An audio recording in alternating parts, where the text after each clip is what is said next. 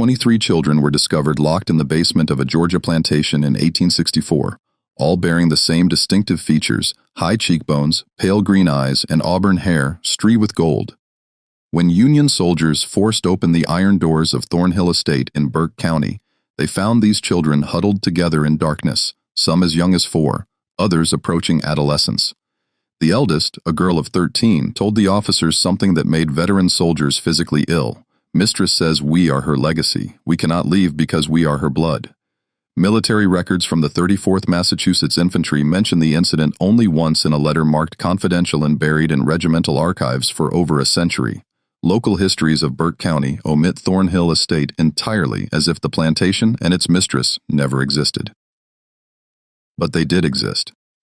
And what Katherine Thornnehill created in those 16 years between her husband's death and the arrival of federal troops represents one of the most disturbing chapters in American history. A systematic breeding program designed to create generations of enslaved people who could never escape their bondage because they were genetically tied to their owner. Before we continue with the story of Katherine Thornnehill and the nightmare she built in rural Georgia, I need you to do something. If you're hearing this story and it's making your skin crawl, hit that subscribe button right now. This channel dives deep into the darkest corners of American history, the stories they don't teach in schools, the secrets buried in courthouse basement and forgotten military records, and I want to know where you're listening from. Drop a comment telling me what state or city you're in. Are you close to Burke County, Georgia? Does your town have secrets like this buried in its past? Let's find out together. Now, let's go back to where it all began. To a cold February morning in 1847, when a young widow inherited a dying plantation and conceived a plan that would haunt Georgia for generations. The winter Katherine Danforth Thornhill buried her husband was the coldest Burke County had seen in 20 years. The Thornhill estate sat on 1,700 acres of red clay soil 7 miles southwest of Dewsboro, the county seat. In 1847, Burke County was cotton country, though not as prosperous as the Black Belt regions further west. The soil here was tired, overworked by decades of single-crop farming. Plantations that had flourished in the 1820s were struggling by the 1840s, squeezed between falling cotton prices and rising costs. The Mexican War had drawn away laborers, and talk of territorial expansion divided communities along bitter lines. Thornhill Estate had once been among the more successful properties in the region. Katherine's late husband, Jonathan Thornnehill, had inherited it from his father in 1838 with 42 enslaved workers, adequate equipment, and manageable debt. But Jonathan had been a poor manager and an enthusiastic gambler.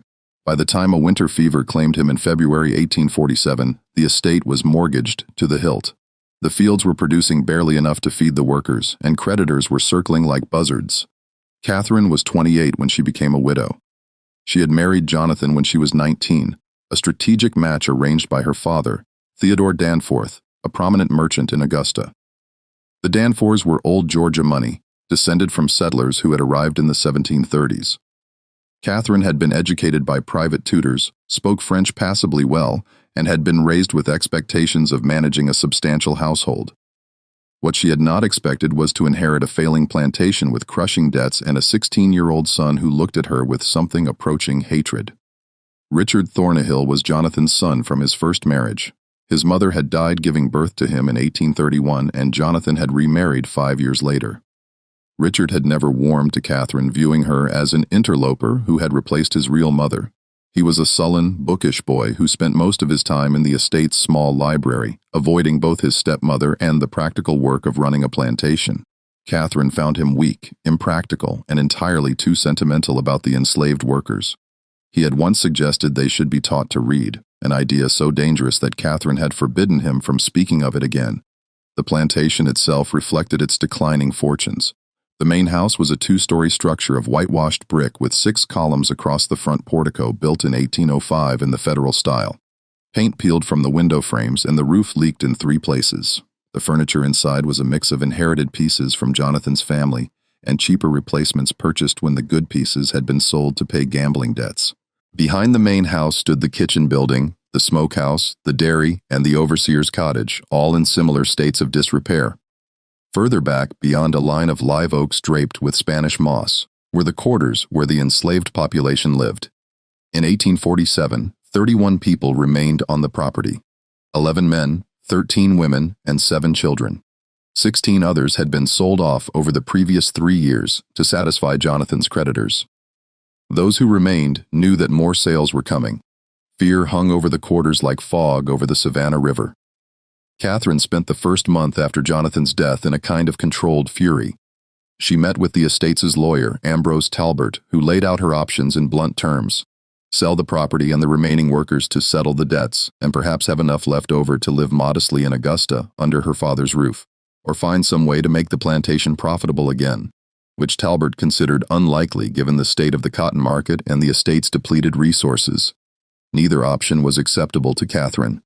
Returning to Augusta would mean admitting failure, living as a dependent spinster in her father's house, forever marked as the widow who couldn't hold on to her inheritance. But she also recognized that traditional plantation management wouldn't save Thornhill Estate. The land was worn out, the equipment was old, the remaining enslaved workers were insufficient in number to work the cotton fields profitably, and she had no money to purchase more. It was during one of these sleepless nights poring over the estate's account books by candlelight that Katherine conceived her plan. The idea came to her with the cold logic of desperation. If she couldn't afford to purchase workers, she would breed them, but not in the haphazard way most plantations did it, offering minor incentives for couples to have children and waiting 15 years for those children to become productive laborers. No, Katherine envisioned something far more systematic, more controlled. She would create a population of workers who were biologically tied to the estate, who could never be sold because they were her own descendants, who would have an instinctive loyalty to the plantation because it was literally in their blood. The plan was monstrous, but to Katherine it was also elegant. She was still young enough to bear children. She would select the strongest, healthiest men among the enslaved population and conceive children with them. These children would be raised knowing their parentage, would be given slightly better treatment than the others to ensure their loyalty, and when they reached maturity, would be paired with enslaved women to produce the next generation. Within 20 years, Katherine calculated she could have a workforce of 50 or more, all bound to Thornhill Estate by ties that went deeper than legal ownership. She began keeping a journal to work out the details. This was no diary of personal feelings. Katherine was far too practical for that. Instead, she created what she called her cultivation records filled with calculations, observations, and plans. She wrote in a simple substitution cipher, replacing keywords with innocuous agricultural terms. Children became seedlings. The men she selected became root stock. Pregnancies were plantings. The journal's pages were covered with diagrams that looked like breeding charts for livestock because that was essentially what they were. Katherine's first selection was a man named Isaac, 24 years old, born on the plantation and known for his physical strength and steady temperament. She summoned him to the main house on a March evening in 1847 after the other workers had retired to the quarters. What happened that night was recorded in Katherine's journal only as first planting completed with rootstock 1, weather clear and mild. 3 weeks later, she summoned him again, and then twice more before the month ended. By April, Katherine was confident she was pregnant. She recorded this in her journal with the same emotional detachment she might note the planting of cotton. Initial cultivation, successful. Anticipate harvest in December. Richard Thornnehill first suspected something was wrong with his stepmother in late May of 1847. He noticed she had stopped taking her morning rides around the property, claiming the heat bothered her, even though the Georgia summer had barely begun. She took her meals in her room more frequently and had dismissed the house servant who usually attended her, preferring to manage her own affairs. For a woman as concerned with appearances as Katherine, this withdrawal was unusual. But it was a conversation Richard overheard in early June that truly alarmed him. He had been in the library hidden behind one of the tall bookcases when Katherine met with Miriam Grayson in the adjacent parlor, Mrs. Grayson was the local midwife, a sharp-featured woman of 50 who attended births for both white and enslaved families throughout Burke County. Richard knew her slightly. She had a reputation as a skilled practitioner, but also as someone who asked few questions and kept confidences. Absolutely. "You're certain of your condition?" Mrs. Grayson asked in her clipped professional tone. "Quite certain," Katherine replied. "I should think sometime in early December. And Mr. Thornhill passed in February, you said." There was a pause. Richard pressed himself against the bookcase, hardly breathing. "My late husband and I were intimate in January," Katherine said evenly, "shortly before his final illness." Of course, Mrs. Grayson's voice carried a note of something, not quite disbelief, but a careful neutrality. I'll need to examine you properly, and we should discuss the arrangements for the delivery. Will you want me here at the house? I will, and I'll need your discretion, Miriam. Absolutely. You have it, as always. Richard waited until both women had left the room before emerging from his hiding place. His hands were shaking. The mathematics didn't work. His father had been bedridden for the entire month of January, barely conscious most days, racked with fever and chills. Richard had sat with him many nights. There had been no possibility of intimate relations between his father and Katherine, which meant the child Katherine was carrying had been conceived after Jonathan's death in March or April with someone else. The implications made Richard sick to his stomach. If word got out that Katherine had conceived a child out of wedlock, the scandal would destroy what little remained of the family's reputation. Creditors would move immediately to seize the property. The Danforth family in Augusta would disown her. But beyond the practical consequences, Richard was appalled by the deception itself. Katherine intended to claim this child as his father's legitimate heir, to lie to everyone, to build her future on a foundation of fraud. He considered his options. He could confront Katherine directly, but he was only 16 and she held all legal authority over the estate. He could go to lawyer Talbert in Westboro. But without proof, it would be his word against Katherine's, and as a minor, his testimony would carry little weight. He could write to his grandfather Danforth in Augusta, but Katherine read all outgoing mail from the estate. Instead, Richard began to watch Katherine carefully, looking for evidence, trying to understand what she was planning. He noticed that she summoned Isaac to the main house regularly, always after dark, always when the overseer was away in town or occupied with duties elsewhere on the property. He saw how Katherine's manner toward Isaac was different from her treatment of other enslaved workers. Not kind exactly, but less overtly hostile. She spoke to him in full sentences rather than curt commands. By July, Richard was certain Isaac was the father of Katherine's child. The realization filled him with horror, not just at the violation of social and legal boundaries, but at what it revealed about Katherine's character. She had coldly, deliberately chosen to conceive a child with an enslaved man, to claim that child as her late husband's, and to maintain this lie indefinitely. What kind of woman was capable of such calculated deception? He found part of the answer in early August during one of Katherine's rare trips to Westboro. Richard had been searching for legal documents related to the estate. He had vague thoughts of finding something that might give him leverage over Katherine when he discovered a leather-bound journal hidden in a locked drawer of Katherine's writing desk. The lock was simple enough for a determined 16-year-old to pick. The journal was written in cipher, but Richard had always been good with puzzles. It took him 3 days, working in secret whenever Katherine was out of the house, to crack the basic substitution pattern. What he read made his blood run cold. Katherine wasn't just having an affair with Isaac. She was implementing a deliberate breeding program. The journal laid it out in chilling detail. Her plan to conceive multiple children with selected enslaved men, to raise those children as part of the plantation workforce, and eventually to breed those children with each other and with other enslaved people to create an ever-expanding population of workers who would be genetically tied to Thornhill Estate and to Katherine herself. There were charts, calculations of expected births over 5-year periods, notes on which men displayed desirable physical characteristics, speculation about whether traits like strength, intelligence, and temperament were heritable. It read like something from a livestock breeder's manual, except the livestock were human beings. Richard copied several pages of the journal, translating the cipher into plain English, his hand shaking so badly he could barely hold the pen. This was evidence. This was proof of Katherine's depravity. He could take this to the authorities. He could expose her. But that night at dinner, Katherine looked at him with those cold green eyes and said casually, "Richard, have you been in my study recently? Some of my papers seem to have been disturbed." "No, ma'am," Richard lied, his throat tight. "I keep certain documents locked away for good reason," Katherine continued, cutting her meat with precise strokes. "If I ever found that someone had violated my privacy, broken my trust in such a fundamental way, I'm afraid I would have to take serious action. Do you understand?" "Yes, ma'am." "Good. Because family loyalty is everything, Richard. Everything. Without it, we're simply animals tearing at each other." She smiled, but it didn't reach her eyes. "I know you loved your father very much. I would hate for his memory to be tarnished by scandal, especially scandal that might emerge from within his own household." The threat was clear. If Richard tried to expose Katherine, she would find a way to turn it back on him, to paint him as a disturbed, resentful stepson inventing lies about a grieving widow. Who would people believe? A respected plantation mistress from a prominent family, or an awkward teenage boy with known resentment toward his stepmother? Richard returned to his room that night and burned the pages he had copied, but he kept watching Katherine and he began to feel increasingly unwell.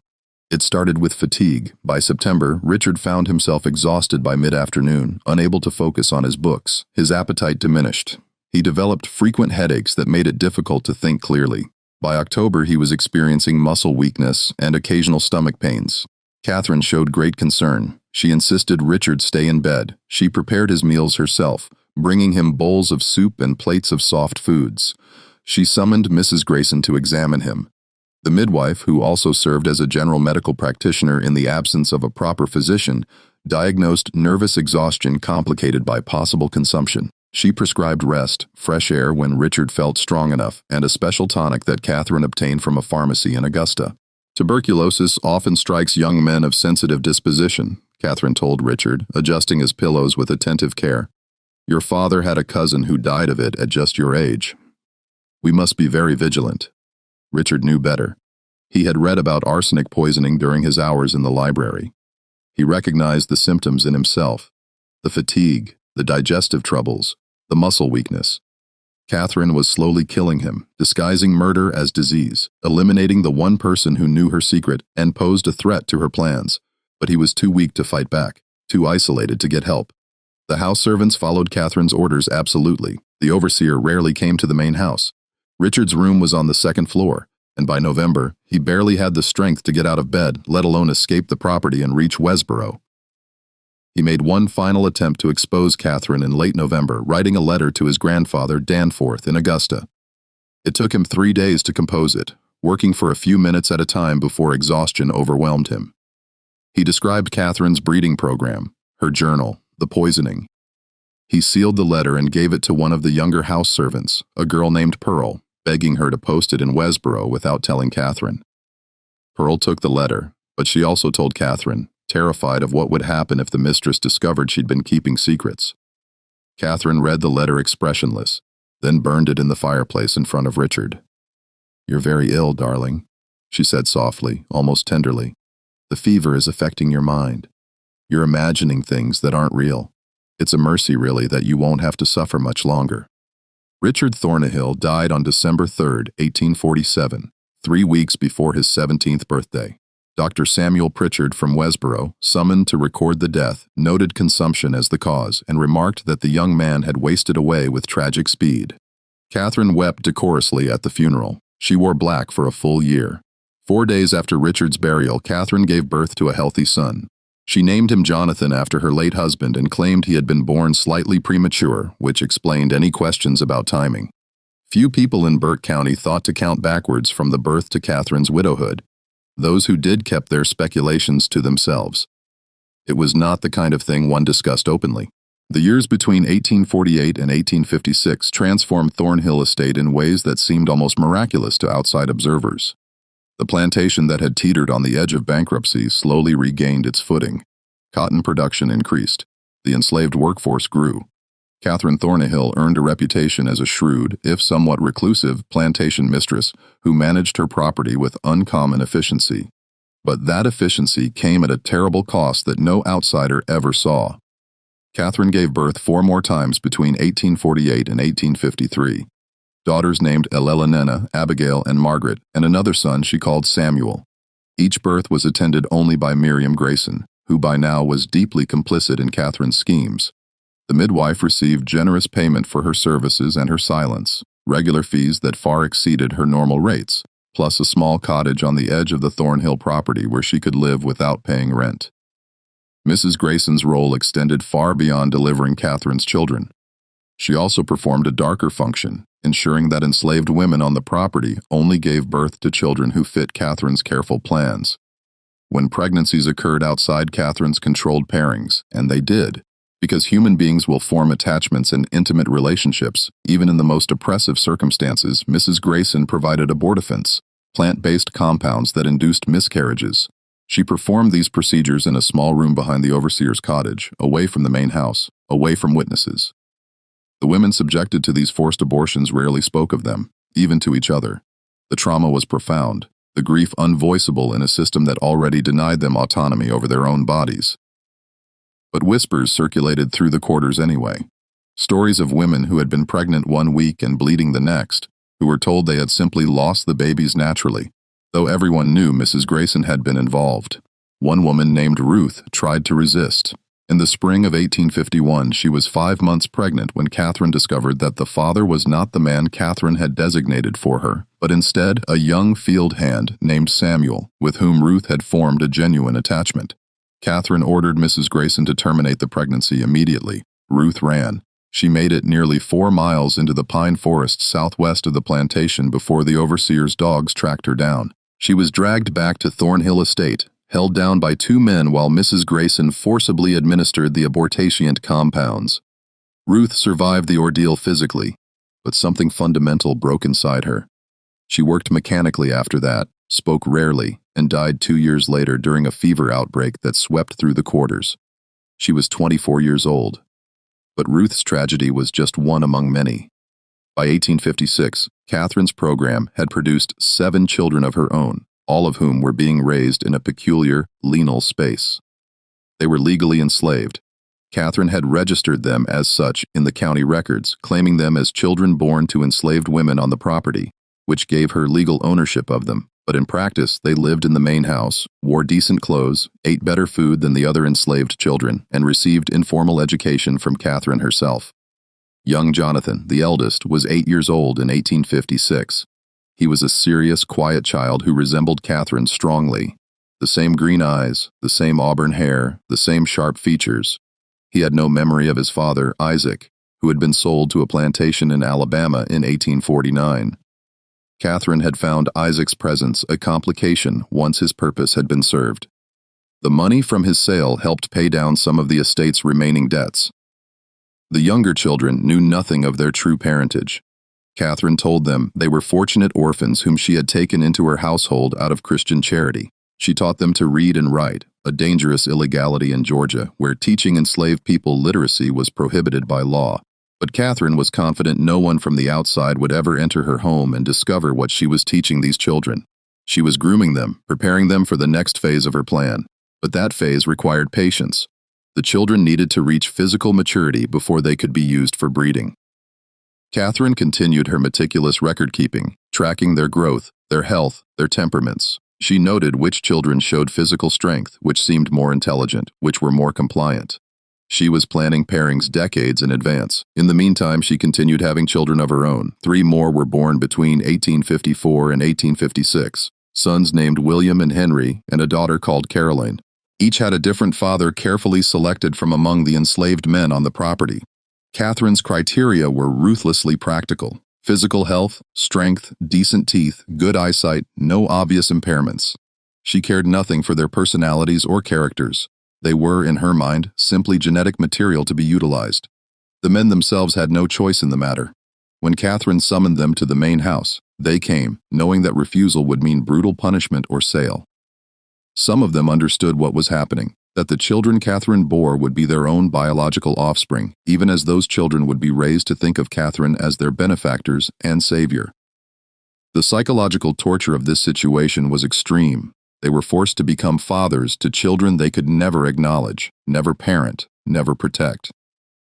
One man named Thomas was summoned to the main house in 1855. He was 26 years old, married to a woman named Hannah, who lived in the quarters. Hannah was pregnant with their first child. When Thomas learned that Catherine intended to use him for breeding, he tried to refuse. The overseer, a brutal man named Virgil Kane, had Thomas whipped in front of the assembled enslaved population. 39 lashes that left his back scarred for life. Then Catherine had him brought to the main house anyway. Thomas complied. He had no other choice. But he never spoke to Hannah about what happened in the main house, and Hannah never asked. Some knowledge was too poisonous to voice. By 1856, Thornhill Estate housed a population that looked normal on the surface, but was actually structured along Catherine's twisted logic. There were the field workers, about 20 adults and their children, who worked the cotton and corn under the overseer's supervision. There were the house servants, 3 women and 1 elderly man, who cooked, cleaned, and maintained the domestic space. And then there were Catherine's special children, 10 in total by 1856, ranging in age from 8 years old down to infancy. These children occupied a strange position in the plantation hierarchy. The other enslaved people resented them for their privileges, but also pied them for what they represented. Everyone in the quarters understood on some level what Katherine was doing. They didn't have language for eugenics or breeding programs. Those terms would come later, but they recognized the pattern. They saw how Katherine kept detailed records of the children, how she measured them periodically, how she noted their development in her locked journal, and they waited with a kind of horrified anticipation for what would happen when these children grew up. Because everyone knew what Katherine intended. She had made it clear in subtle ways, in comments and instructions. These children were being raised to produce the next generation of workers. They were tools in Katherine's long-term plan to create a workforce that could never leave, could never be sold because they were genetically bound to her and to Thornhill Estate. It was an abomination disguised as innovation. But in the isolated world of a rural Georgia plantation in the 1850s, with no outside oversight and absolute power concentrated in the hands of the property owner, Katherine was able to pursue her vision without interference.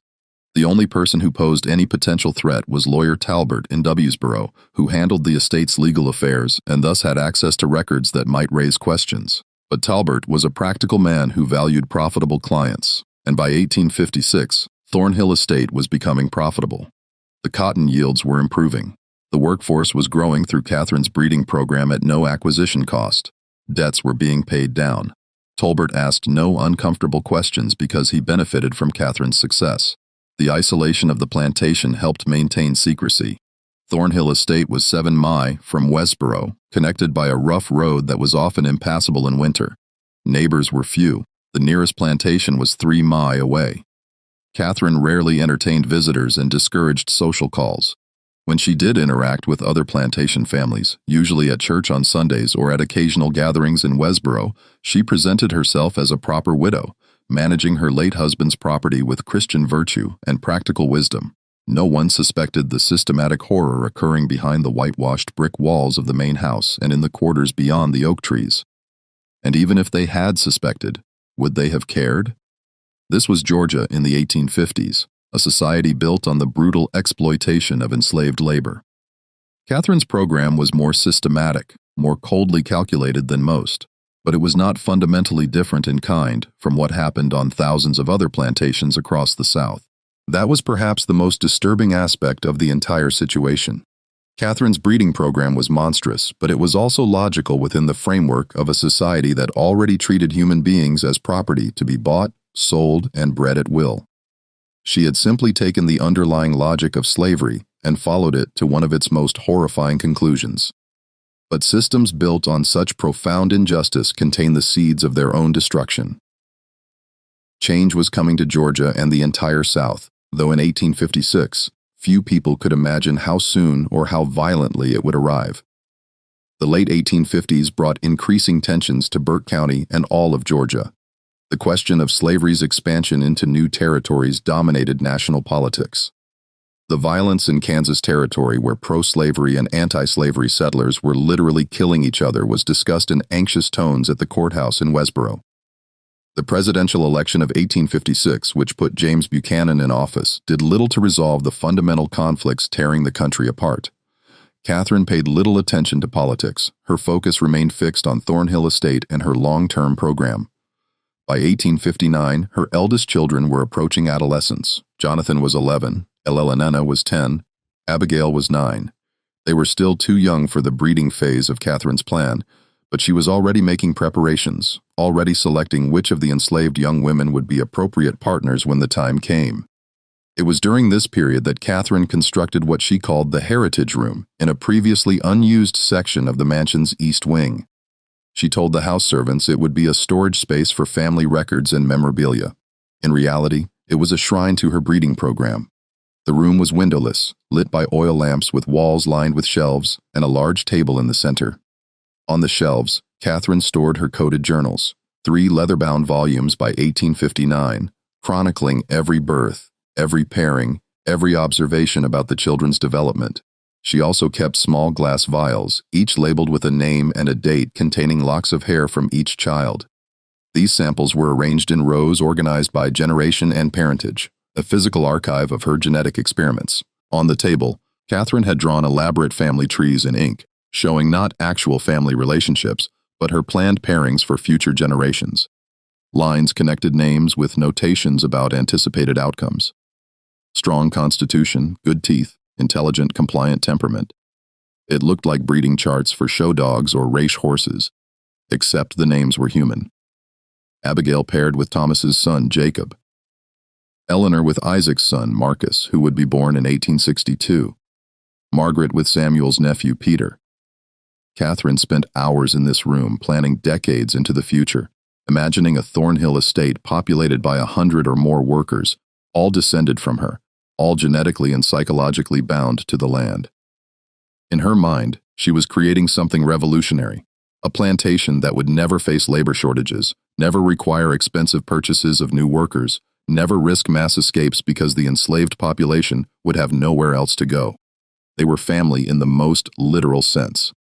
The practical implementation of this vision required Katherine to exert even tighter control over the plantation's social structures. She began separating the children into different groups based on their roles in her program.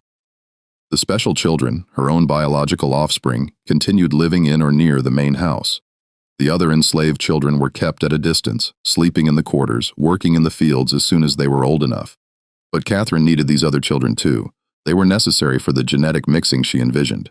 So she implemented a system of subtle manipulation, offering small privileges to families who cooperated with their pairings, threatening separation and sale to those who resisted. The psychological pressure was immense and constant. A woman named Violet, mother of 3, found herself in an impossible position.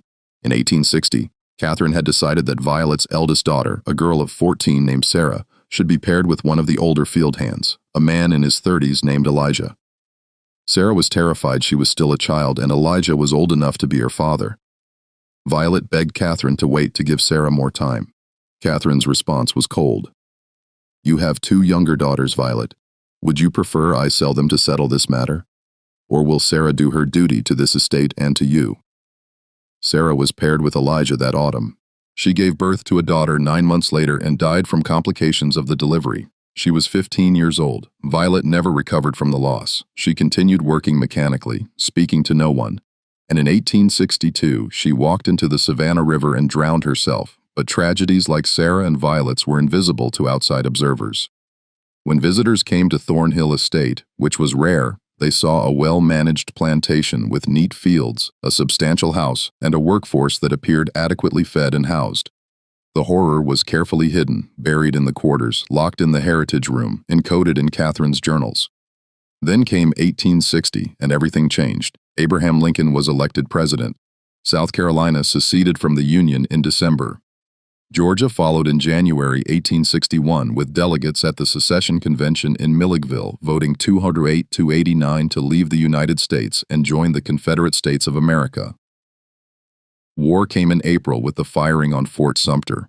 Initially, many Georgians believed it would be a short conflict, a few months, perhaps a year, and the Confederacy would establish its independence. But the war dragged on through 1861 into 1862 through 1863. Young men from Burke County marched off to fight in Virginia and Tennessee. Some returned in coffins, others didn't return at all. The war disrupted Katherine's plans in ways she hadn't anticipated. The overseer, Virgil K., enlisted in the Confederate Army in 1861 and was killed at Shiloh in April 1862. Finding a replacement was difficult. Most able-bodied white men were away at war. Katherine eventually hired an elderly man named Silas Kendrick, who was too old for military service. Kendrick was less brutal than Kane had been, but he was also less effective at maintaining discipline and control. The enslaved population at Thornhill Estate began to sense the shifting power dynamics. News filtered through the slave networks that connected plantations across Georgia. Whispered reports of Union victories, rumors that Lincoln had issued a proclamation freeing enslaved people in Confederate territory, speculation about what would happen if the Yankees came south. Katherine tightened her control as best she could. She confined the enslaved population to the plantation, forbidding anyone from leaving, even to visit relatives on neighboring properties. She increased rations slightly to reduce the temptation to run away, and she accelerated her breeding program, pushing some of the children into pairings earlier than she had originally planned. Jonathan, her eldest son, turned 15 in December 1862. Katherine decided he was ready. She had selected a young woman named Rachel, 16 years old, the daughter of one of the field hands. Rachel had no say in the matter. In February 1863, Katherine arranged for Jonathan and Rachel to be married in a ceremony she conducted herself in the main house, a mockery of a wedding with no legal standing, designed purely to give a veneer of respectability to the breeding pairing. Jonathan, who had been raised in isolation from the other enslaved people and taught to think of Katherine as his benefactors, accepted this arrangement without question. He had no understanding of what had been done to him, no awareness that Katherine was his biological mother, no sense of the profound wrongness of the entire situation. Rachel, traumatized into silence, said nothing.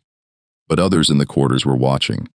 They saw Katherine pairing these special children, the ones she'd raised in the main house, with the other enslaved young people. They understood this was the next phase of whatever Katherine had been planning all these years. And a quiet, desperate rage began building in the quarters.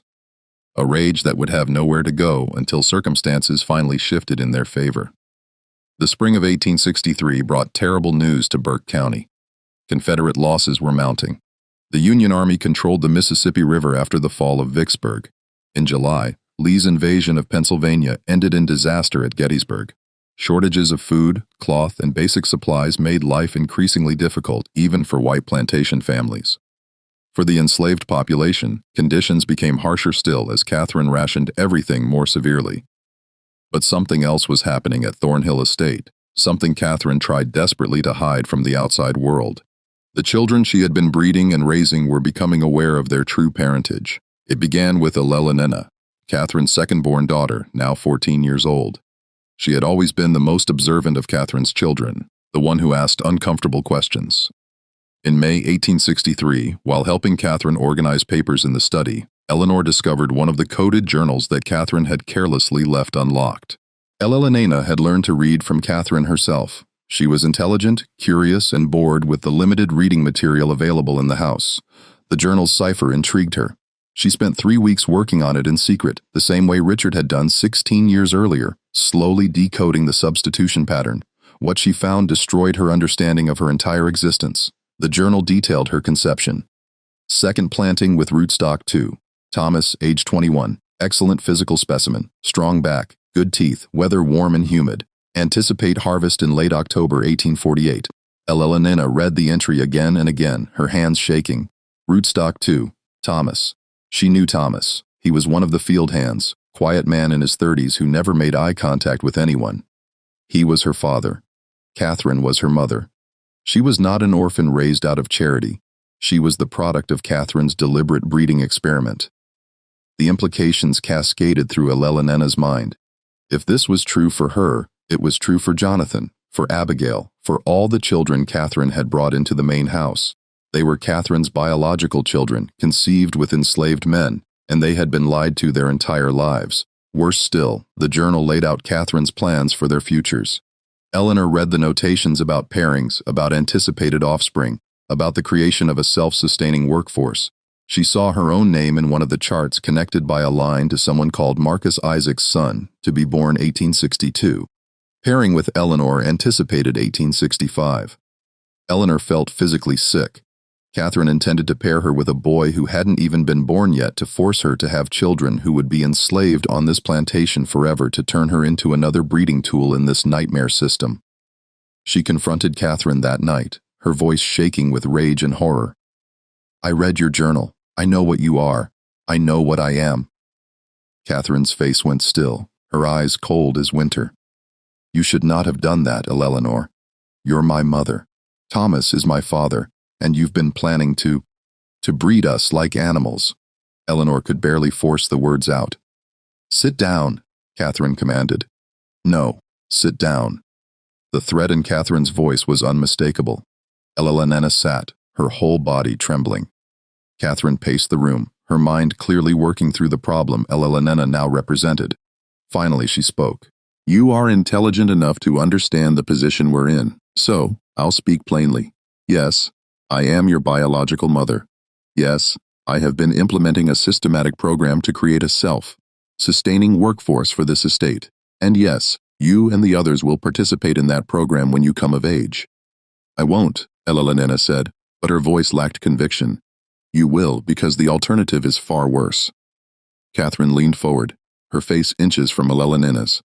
Right now, you live in this house. You eat good food. You wear decent clothes. You can read and write. What do you think happens if you refuse to cooperate? I sell you. I sell you to a plantation in Alabama or Mississippi where they work field hands to death in 5 years, where women are brutalized as a matter of course, where literacy earns you a whipping or worse. Is that what you want? Eleanor said nothing, tears streaming down her face.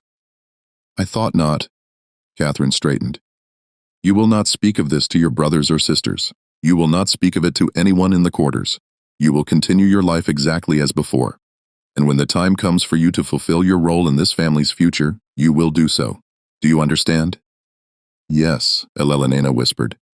But Katherine had made a critical error. She had revealed the truth without adequately controlling the information. Elelena did speak to others, not immediately, but gradually, carefully. She told Jonathan first, showing him the journal entries she had memorized. Jonathan's reaction was different from Elelena's.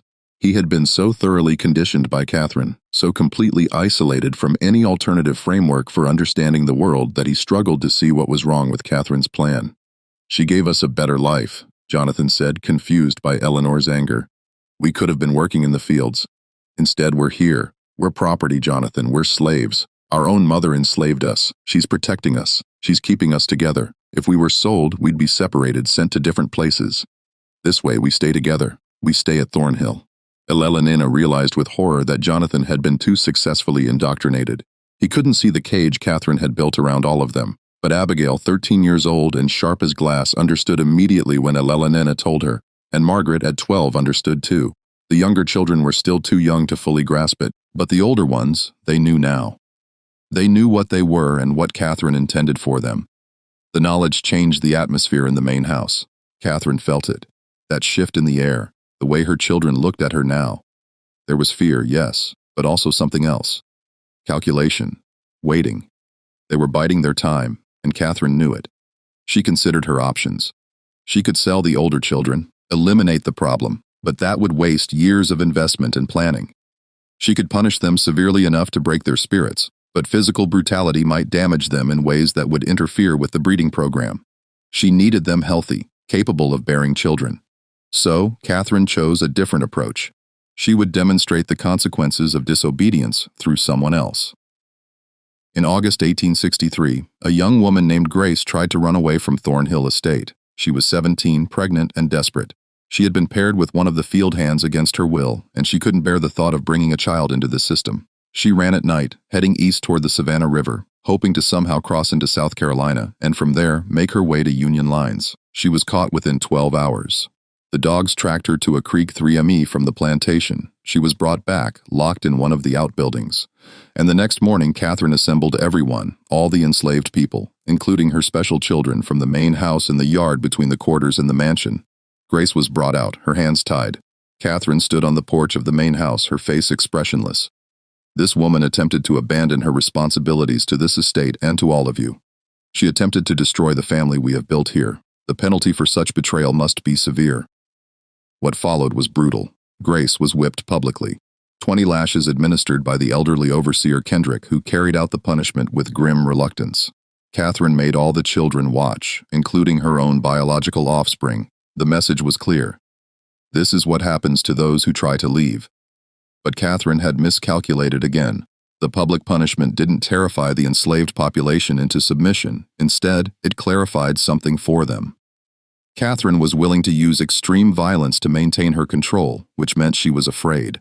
And if she was afraid, that meant they had more power than they'd realized. Whispers began circulating through the quarters in the weeks that followed. Whispers about waiting for the right moment. Whispers about what would happen when the war ended, because surely it would end and surely the Yankees would come south and surely things would change. All they had to do was survive until then. Elelena heard these whispers. She began spending time near the quarters when Katherine wasn't watching, developing relationships with the other enslaved people she had been kept separate from her entire life. She learned things Katherine had never told her, about her father Thomas, about the other men Katherine had used, about the women who had died or been broken by Katherine's program. One evening in October, Elelena met with a group of the older enslaved women in the woods beyond the quarters. They sat in a circle in the darkness, speaking in low voices. A woman named Hope, in her 40s, looked at Elelenina with something between pity and respect. Your mama. She thinks she made something special here, Hope said quietly. Thinks she made family. But all she did was make people who hate her in ways she can't even understand. What happens when the war ends? Eleanor asked. Depends on who wins, Hope replied. Yankees win, we're free. Confederates win, things stay the same or get worse. But either way, your mama can't keep doing what she'd been doing. Too many people know, too many people angry. Something got to break. What if we made it break? Eleanor asked. The women looked at her in surprise. Hope leaned forward. What you saying, child? What if we didn't wait for the war to end? What if we ended this ourselves? The idea hung in the air, dangerous and intoxicating. One of the younger women, Anna, spoke up. You talking about running, taking everyone and running or fighting? Eleanor said. There's only Mrs. Catherine and old Mr. Kendrick. There are 40 of us, and 20 of them are children, Hope said practically. And where are we going to go? Confederates catch runaways. They kill us or sell us further south. And you? You think they're going to see you as one of us or one of them? The question stung because Eleanor didn't know the answer. She was Catherine's daughter. She had grown up in the main house. She could read and write. Her skin was lighter than most of the people in the quarters. Would they even accept her if things came to violence? Before Elelenina could respond, they heard footsteps crashing through the underbrush. Everyone scattered, melting into the darkness. Elelenina ran back toward the main house, her heart pounding, wondering if someone had heard their conversation, if Catherine would find out if everything was about to collapse. But no punishment came. The next day passed normally, and the day after that it seemed they had escaped detection. But the seed had been planted, the idea that they didn't have to passively wait for external forces to free them. They could act themselves. That idea began spreading through the quarters like a fever. Catherine sensed the change but couldn't identify its source. She increased her surveillance, had Kendrick patrol the quarters at night, restricted movement even further. The tension at Thornhill Estate grew thicker with each passing week. It was like watching a storm build on the horizon. Dark clouds massing, electricity charging the air, everyone waiting for the lightning to strike. The break came in March of 1864, but not in the way anyone expected. A unit of Confederate cavalry came through Burke County, requisitioning supplies from plantations, food, horses, cloth, anything useful for the war effort. Catherine had no choice but to comply. She provided corn, preserved meat, and 2 of the plantation's best horses. The soldiers stayed only one night, camped in the fields beyond the quarters, and departed at dawn. But their presence had consequences. The soldiers spoke openly about the war's progress, and the news was bad for the Confederacy. Sherman was pushing through Georgia. Union forces were closing in from multiple directions. Some soldiers spoke fatalistically about the war being lost, about going home, about the impossibility of maintaining the fight much longer. The enslaved population at Thornhill Estate heard every word. Hope surged through the quarters. Freedom was coming. It might be months or weeks, but it was coming. All they had to do was hold on a little longer. Except Catherine, sensing this hope and terrified by what it meant for her long-term plans, decided to act decisively. If the Confederacy fell, if the enslaved population was freed, everything she had built would collapse. Her special children would leave. Her breeding program would end. 16 years of work would be for nothing. She couldn't allow that to happen. On the night of March 17, 1864, Catherine gathered her biological children in the main house. Jonathan, Elelenina, Abigail, Margaret, Samuel, William, Henry, Caroline, and the 3 youngest who were still infants. 11 children in total, ranging from 16 years old down to 6 months. Things are going to change very soon, Catherine told them, her voice calm but her eyes intense. The war may end badly for us. The Yankees may come. There may be attempts to take you away from me, to destroy our family. I cannot allow that to happen. Elelenina felt ice slide down her spine. What are you planning? We're going to secure our future, Catherine said. Tonight. She led them to the Heritage Room in the East Wing, the room none of them except Jonathan had ever been allowed to enter. Catherine lit the oil lamps illuminating the shelves of journals, the vials of hair samples, the elaborate family trees drawn on paper and pinned to the walls. This is our legacy, Catherine said. This is what we've built together, and no one is going to take it from us. From a locked cabinet, Catherine withdrew a small wooden box. Inside were several glass bottles containing clear liquid. This is a medicine called laudanum, she explained. In small doses, it provides relief from pain. In larger doses, it provides eternal peace. Abigail gasped. You want to poison us? I want to protect you, Katherine corrected, her voice taking on an edge of desperation. If the Yankees come, if they free the others, where will you go? You're not white enough to live in white society. You're not fully black in their eyes either. You'll be outcasts, owned by no one, belonging nowhere. Is that better than staying here, staying together, staying with me? Yes, Eleanor said firmly. Anything is better than this. Katherine's face hardened. You're too young to understand. All of you are too young. But I am your mother and I know what's best for this family. She moved toward the bottles, but Jonathan stepped between her and the others. He was 16, nearly as tall as Katherine, and something in his face had changed. No, he said quietly. Jonathan, don't be foolish. You understand the plan. You've always understood. I understood what you told me, Jonathan said. But Eleanor showed me the journals. I read what you wrote about us, about Father Isaac, about Father Thomas, about all of them. I know what you did. I know what you are. I am your mother. You're a monster, Jonathan said, and his voice broke on the word. Katherine slapped him, a sharp crack that echoed in the small room. How dare you? After everything I've given you, after everything I've sacrificed, you sacrificed nothing, Eleanor said, stepping forward to stand beside Jonathan. You used people. You destroyed them. You destroyed us. Katherine looked at her children, seeing them clearly, perhaps for the first time. They were united against her. Even the younger ones who didn't fully understand what was happening sensed the confrontation and stood with their older siblings. She had lost them. In that moment, Katherine made a final, desperate decision. If she couldn't keep her children, if they were going to reject her and leave her and destroy everything she had built, then she would at least preserve the record of what she had accomplished. Future generations would know what Katherine Thornnehill had created, even if the creation itself had failed. She grabbed the journals, the charts, the vials of hair samples, clutching them to her chest. You think you can escape me? You think you can pretend none of this happened? These records will survive. They'll prove what I built here. They'll prove I was right. She pushed past her children and ran from the room, carrying the physical evidence of her crimes. Jonathan and Eleanor chased after her, but Katherine was faster, driven by manic energy. She ran through the main house, out the front door, across the yard toward the quarters. What happened next depended on who you asked. Multiple testimonies would later conflict, each person remembering the events slightly differently, shaped by their own trauma and perspective. What is certain is that Katherine reached the quarters carrying her journals and specimens. What is certain is that the enslaved population, roused by the commotion, emerged from their cabins to see the mistress who had tormented them for 16 years running toward them in the darkness, clutching the evidence of her atrocities. What is certain is that someone, maybe Hope, maybe one of the men, maybe several people at once, decided that this was the moment. This was when it ended. Katherine Thornnehill disappeared that night. Her journals were found scattered in the mud outside the quarters, pages torn and muddy. The vials of hair samples were smashed, the charts were burned, and Katherine herself was simply gone. Jonathan and Eleanor reaching the quarters minutes after their mother found chaos. People shouting, running in different directions, the acrid smell of smoke where someone had lit a fire to burn Katherine's papers. But no, Katherine. Where is she? Jonathan demanded. Hope looked at him with an expression he couldn't read. Gone? That's all you need to know. She's gone and she ain't coming back. What did you do to her? What she had coming? Hope said simply. Now you got a choice, boy. You can raise hell about your mama, or you can understand that justice got done here tonight and let it rest.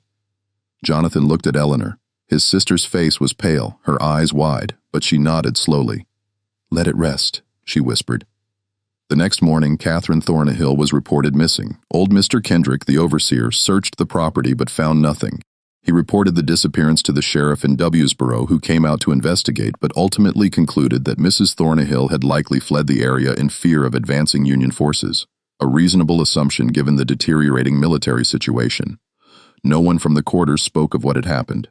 Jonathan and Eleanor and the other children said nothing. The official record simply states that Katherine Thornnehill disappeared on the night of March 17, 1864, and was never seen again. But everyone at Thornnehill Estate knew the truth, even if they never spoke it aloud. Katherine had been killed that night. Her body had been disposed of somewhere on the plantation's 1,700 acres, and her children, her biological offspring, her breeding experiments, her legacy, had chosen to let her murderers go unpunished because they understood that their mother had earned her fate. The war ended 14 months later. General Sherman's army swept through Georgia in late 1864, though they passed 30 miles north of Burke County and never came directly to Thornhill Estate. The Confederacy collapsed in April 1865. Freedom came to the enslaved population of Georgia through a combination of military occupation, the 13th Amendment, and the simple fact that the system of bondage could no longer be maintained. At Thornhill Estate, the transition was complicated. Jonathan, as Katherine's eldest child, had some legal claim to the property, but his status was ambiguous, legally enslaved under Georgia law, but also Katherine's biological heir. Lawyer Talbot in Wsboro tried to sort out the mess, but eventually gave up. The property fell into a kind of legal limbo. Most of the formerly enslaved population left Thornhill Estate within weeks of emancipation. They scattered across Georgia and beyond, seeking family members who had been sold away years before, looking for opportunities in cities, or simply putting as much distance as possible between themselves and the site of their suffering. Some stayed, at least initially. Hope remained, helping to organize those who had nowhere else to go. Thomas stayed, Eleanor's biological father, who finally, after 16 years, was able to acknowledge his daughter openly. They had one conversation about Katherine, about what had been done to him and to Eleanor, and then they never spoke of it again. The pain was too deep, too tangled with the fundamental wrongness of the entire situation. Elena herself stayed at Thornhill Estate until 1867. She learned in those years after the war how to exist as a free person, though the psychological damage of her childhood never fully healed. She eventually moved to Savannah, where she worked as a seamstress and married a carpenter named William Foster. She never had children.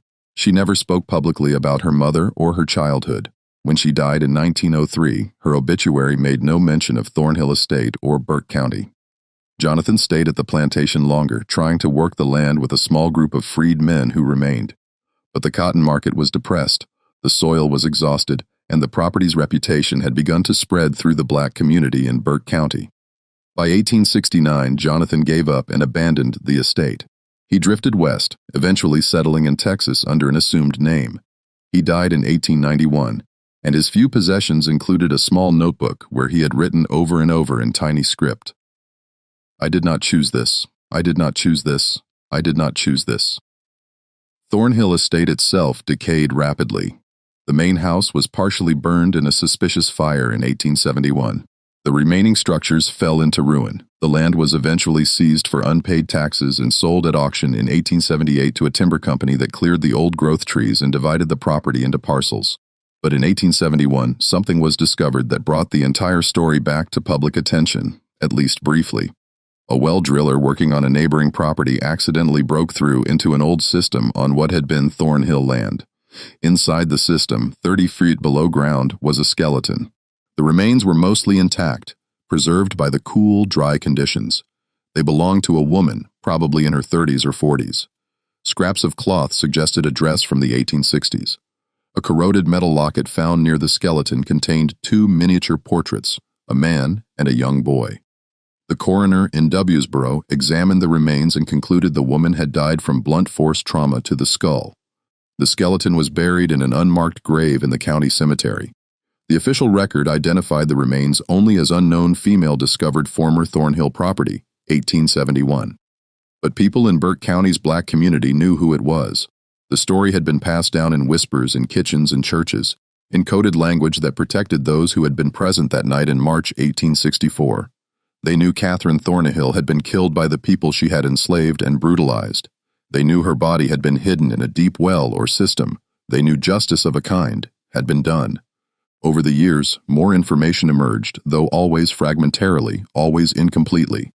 In 1889, a man on his deathbed in Alabama confessed to a minister that he had helped murder his former mistress in Georgia during the war. He provided no name, no details, but the minister noted the confession in his records. In 1902, a woman in Savannah, Hope's granddaughter, wrote a short memoir that mentioned the night the devil mistress disappeared and nobody mourned her. The most damning evidence came to light in 1923 when a historian researching Burke County's Civil War history discovered a cache of letters in the courthouse basement. Among them was a letter written in 1865 by Union Captain Samuel Reynolds, who had commanded one of the first federal units to enter Burke County after the war ended. Reynolds wrote, We discovered disturbing evidence at a property called Thornhill Estate, indications of systematic breeding experiments conducted by the late owner upon enslaved persons, including her own biological offspring. The details are too grotesque to relate in full, but multiple witnesses confirmed that the woman, one Katherine Thornnehill, had implemented a program to create a self-perpetuating enslaved population through forced reproduction across generations. The witnesses also informed us that Mrs. Thornnehill disappeared in March 1864, and though they would not explicitly state what occurred, their meaning was clear enough. I have elected not to pursue the matter further, as it seems to me that whatever justice was enacted upon this woman was well deserved. I have directed my men to say nothing of what we learned here. The letter was filed away and forgotten again until a graduate student found it in 1954 while researching her dissertation on Reconstruction in Georgia. She tried to verify the story, interviewing elderly residents of Burke County who might remember family stories from that era. Most claimed to know nothing. One woman, 93 years old, the great-granddaughter of one of the enslaved people at Thornhill Estate, said only, "Some things happened that needed to happen. Some people did things that needed doing, and that's all that needs to be said about it." The final mystery of Thornhill Estate concerns the 23 children found locked in the basement when federal troops arrived. Captain Reynolds' official report mentions them, as do several letters written by soldiers in his unit. The children were freed and placed with freedmen families in Burke County and surrounding areas. But what happened to them after that is lost to history. Some of them surely survived to adulthood, some likely had children of their own, which means there are probably people alive today living in Georgia or elsewhere who carry Katherine Thornnehill's genetic legacy without knowing it. They might be descended from Jonathan or Eleanor or one of the other children from the breeding program. They might carry some of those distinctive features, pale green eyes, auburn hair, sharp cheekbones that marked Katherine's offspring. They would never know their ancestor built her legacy on one of the most calculated systems of exploitation and cruelty in American history. They would never know they exist because a woman decided to treat human beings as livestock, to build a dynasty on forced reproduction and genetic control. They would never know that their great-great-great-grandmother's body lies in an unmarked grave in Burke County, placed there by the people she had tormented, people whose names we will never know because they protected each other's secrets even in freedom. The site of Thornhill Estate today is just fields and forest. The county maintains no historical marker. No books about Burke County history mention the plantation in any detail. The house's foundation is still visible if you know where to look, buried under decades of leaf fall and undergrowth. The old well where Katherine's body was hidden has long since collapsed and filled with earth. But the story persists, passed down through oral tradition in Burke County's black community, whispered in genealogy circles, referenced obliquely in academic papers about slavery and eugenics. It persists because it represents something true and terrible about American history, not just the brutality of slavery itself, but the ways human beings will rationalize and systematize cruelty when they hold absolute power over others. Katherine Thornnehill convinced herself she was building something revolutionary, creating a new model for plantation management, securing her family's future. In reality, she was perpetuating and intensifying one of humanity's greatest evils, and the people she exploited, the people she bred and controlled and tormented, ultimately erased her from history as thoroughly as she had tried to erase their humanity. What do you think of this story? Do you believe everything was revealed, or are there still secrets buried on that land in Burke County? The truth is, we may never know the full extent of what happened at Thornhill Estate. The people who lived through it, the survivors, chose to carry some secrets to their graves. And maybe that's their right. Maybe some stories belong to the people who endured them, not to historians or storytellers like me. But we can honor those people by remembering that their resistance mattered, that their survival mattered, that they outlasted the system designed to destroy them. If this story moved you, if it made you think about the hidden histories in your own community, let me know in the comments below. Share this video with someone who appreciates deep dives into America's darkest chapters. Subscribe to this channel for more stories that challenge what you think you know about history. And remember, the past is never as far behind us as we'd like to believe. See you in the next video. See you in the next video. See you in the next video. See you in the next video. See you in the next video. See you in the next video. See you in the next video.